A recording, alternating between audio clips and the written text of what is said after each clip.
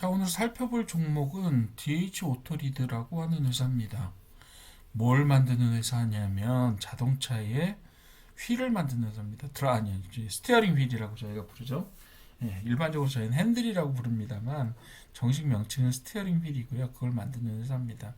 그래서 열선이 들어있는 스티어링 휠이라든가 이런 것들을 만들어서 자동차 회사에 공급하는 업체입니다.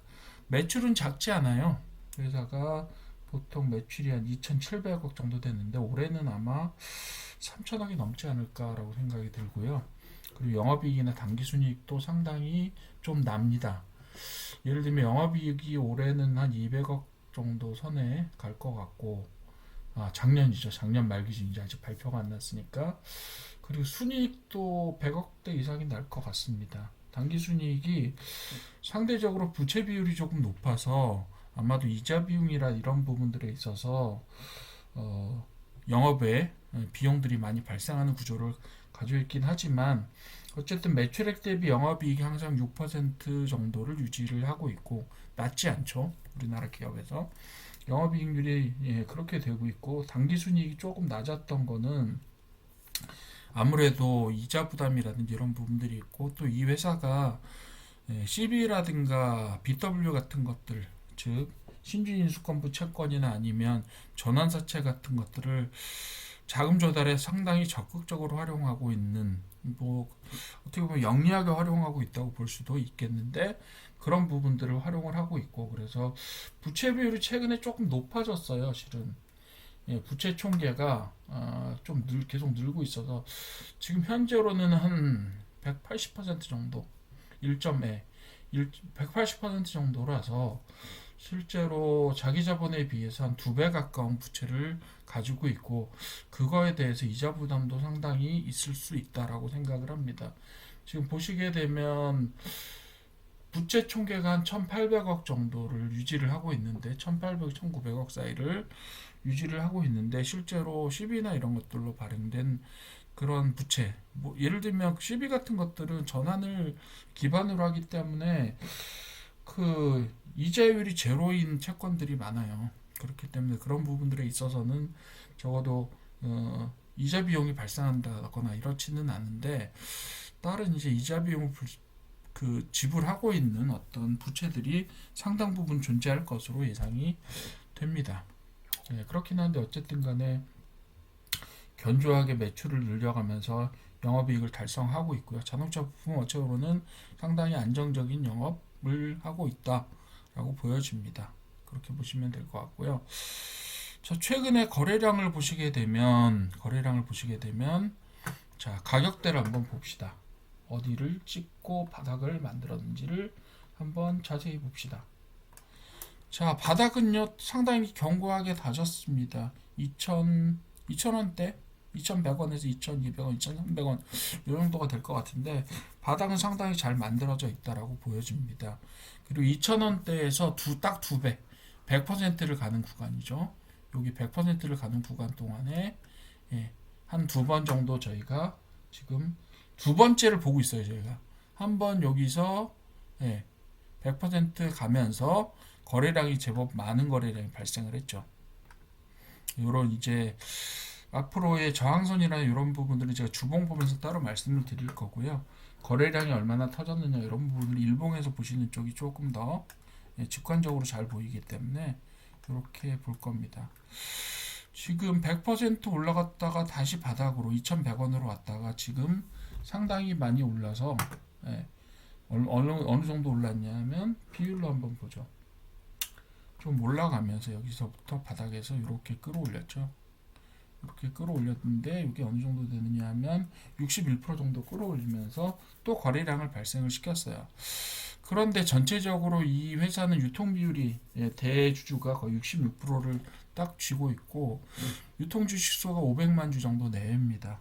그리고 최근에 발생한 거래량이 400만 주 되고 이전에 발생했던 뭐 하락시 이때는 사실상 뭐 매집이라고 보기는 좀 힘들고 왜냐하면 그 다음부터는 한참 떨어졌기 때문에 실제로 하락해서 바닥을 만든 다음에 매집이 시작된다라고 하는 측면에서 보시게 되면 지금은 크게 보면 커벤 핸들이라고 보셔도 되는데 핸들 자체가 조금 깊어서 그렇지 커벤앤들이라고 보실 수도 있는데 최근에 거래량이라고 터졌던 게 겨우 유례전 정도. 예. 그러니까 유통주식주의 이런 정도라서 이게 충분히 매집되었다라고 보기는 좀 힘들어요. 가격이 2배 가까이 올라가면서 따라온 개미들도 많을 거거든요. 그래서 그런 부분들에 있어서는 충분한 정도의 매집이 이루어졌느냐라고 보면 그 부분들이 약간 의심스러운 부분이 없지 않고요. 그렇게 보시면 되겠고, 주봉 보시면서 어디서 어떻게 떨어졌고 어느 부분이 저항선이 될 수 있는지를 한번 보도록 합시다. 자, 일단은 2200원 선에서 제가 바닥이 만들어졌다고 말씀드렸고, 지난번에 4500원, 4400원 선까지 딱 오르면서 정확하게 100% 오르면서 매집이 이루어졌어요. 거의 설계된 것처럼. 그래서 첫 번째로 지금 올라서 60% 지금 올라 있는 상태잖아요. 상한가 가면서. 이 상태에서 과연 어떻게 움직일 것인가. 보수적으로 보면 얘처럼 다시 바닥으로 갔다 움직일 수도 있으나, 그러면서 다시 기간을 벌면서 개미를 털어내고 어떻게 해요? 기간 조정이나 가격 조정의 모습을 보일 수도 있습니다. 전 충분하다고, 이 가능성은 충분하다고 보고요. 지난번에 했던 것처럼. 그리고 아직까지 매집이 충분히 되었느냐에 대한 부분들은 조금 더 관찰을 해봐야 될 것 같습니다. 크게 보시면 떨어져서 떨어지고 여기에서 약간의 컵을 만들고 동일하게 어떻게 보면 쌍바닥처럼 만들어졌죠. 컵앤홀더라기보다는 쌍바닥 모양이 만들어져 있는 상태고, 그죠? 약간의 매집을 포함해서. 근데 이런 부분에 있어서는 지금 전체적으로 매집량이 충분하냐라는 부분들을 봤을 때 가격 조정이나 기간 조정 기간을 좀 더 거치면서 올라갈 틈새를 보지 않을까라는 생각도 좀 합니다. 올라갈 시기를 좀 보지 않겠느냐라는 생각도 하고, 뭐 회사 자체는 그 CB 발행이나 BW 발행으로 인한 주가 희석의 문제들을 조금 가지고 있긴 합니다만, 전체적으로 사업적인 안정성이나 재무적인 안정성은 약간 높은 부채 비율을 제외하고는 크게 문제가 될 것 같지는 않습니다. 그리고 지금 바닥을 다지고 난 상태에서 어느 정도 일부 매집이 된 상태이기 때문에 기간을 좀 끌면서 매집량을 좀 늘어가면서 기회를 좀 더 보지 않을까. 그 사이에 아무래도 올라가는 동안에 100% 올라가는 동안에, 그리고 이번에 60% 올라가면서 타고 올라간 개미들이 혹시 있다면 기간 조정이나 가격 조정을 통해서 그 개미들을 털어내는 과정들이 분명히 존재할 것이다라고 보는 거고요. 그리고 시가총액이 이번에 상한가를 포함해서 566억이에요. 그러니까 원래 400억짜리 회사였다는 얘기예요. 근데 지금 전체적으로 자본 총계 보시면 900억 되고요. 매출은 2,700억 됩니다. 그러니까 PBR이 0.5 정도고요. 0.5고 PSR이라고 저희가 봤을 때는 이 회사는 한 0.2 정도밖에 안 됩니다. 그리고 PER 측면에서도요. 올해 PER이 거의 지금 한 5 정도? 그 정도밖에 안 될 것 같아요. 작년 2025년 말 기준으로 PER 측정을 하면 5 정도밖에 안 될 것 같아요. 그러니까 부채 비율을 제외하고 전체적으로 매우 비율적으로 우량한 회사다라고 볼 수 있겠고, 전체적으로 그림을 만들어 놓은 것도 어느 정도는 올라갈 수 있는 그림을 충분히 만들지 않았느냐라는 생각이 들고요. 실제로 제일 고점에서 300주 고점보다 조금 더 봅시다. 여기죠. 여기가 언제냐 하면 언제냐 한번 볼게요. 이게 2019년이네, 6년 전이네요. 그래서 이때 고점보다는 지금 계속해서 내려갔다가 계속 올라가지 못한 상태로 계속해서 횡보하다가 다시 하락을 한 상태라서 크게 보면 여기서부터 봐야 될 것 같기는 해요. 물론 이렇게 중간에 이렇게 부침이 있었는데 과연 6년, 7년이나 끌면서 조정을 했겠느냐 뭐 이런 생각은 들긴 하지만 어쨌든 85% 빠졌고요. 최근에 떨어진 저점에서부터도 봤을 때도 한 63% 정도 빠져있는 상태입니다. 저평가인 건 확실하죠. 왜냐하면 5년 동안 영업이익을 계속 냈고 들쭉날쭉하지만 어쨌든 당기순이익도 계속 내는 회사고, 그리고 납품 실적이나 뭐 자동차가 계속 우리나라에 생산되는 어쨌든 스티어링 휠은 생산을 해야 될 거니까 그런 부분에 있어서는 상당히 좀 안정적인 업황을 유지하고 있는 회사임에도 불구하고 지속적으로 가격이 하락했고요. 최근에 우리나라 장이 되게 다들 올랐잖아요. 그럼에도 불구하고 DH 오토리드는 올라갈 만한 기회를 확보하지 못했어요. 물론 우리나라 코스피가 올라가고 그랬던 것들이 코스피가 뭐 2,600에 지금 아니죠 4,700에 지금 접근하고 있는 상황에서 물론 삼성전자와 SK 하이닉스를 기반으로 한 대형주들이 그런 코스피의 성장을 주도했다고는 하지만 사실상 이렇게 자동차 저기주라든가 그러니까 자동차 부품주라든가 이런 것들도 지금 상당히 그런 추세를 타고 올라가 있는 것들도 많거든요. 근데 DH 로토리드는 그런 기회들을 얻지 못했는데 그 사이에 오히려 더 가격이 떨어져 저평가되고 있단 말이에요. 그러니까 그런 부분들을 고려했을 때 지금 어느 정도는 자리를 잡아가면서 올라갈 틈새를 보고 있는 게 아닐까라고 판단을 하는 게 맞지 않겠나 싶습니다. 그렇게 한번 봐주시고 빠른 속도로 언제 가게 될지는 제가 장담을 못하겠어요. 하지만 지금의 추세로 봤을 때 그리고 지금의 모습으로 봤을 때 충분히 기회를 보면서 준비를 하고 있지 않느냐라는 부분들은 제가 말씀을 드릴 수 있을 것 같아요.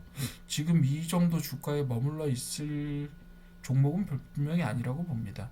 물론 앞으로 업황이 어떻게 될지 모르겠으나 지금 매출 자체도 제법 많이 늘어났어요. 거의 한 20-30% 정도 올해 작년에 그죠 작년 말 기준으로 많이 늘어났다고 보고 그래서 2026년에 조금 기대가 되는 앞으로 저평가에서 어느 정도 기본적인 수준의 평가까지는 PBR 봐서도 PBR도 0.7 정도고요. PER이 특히 5 정도밖에 안 돼요. 그런 회사라고 하면 어느 정도는 자리도 좀 만들어 놨고 그리고 매집도 지금 좀 시작을 했겠다.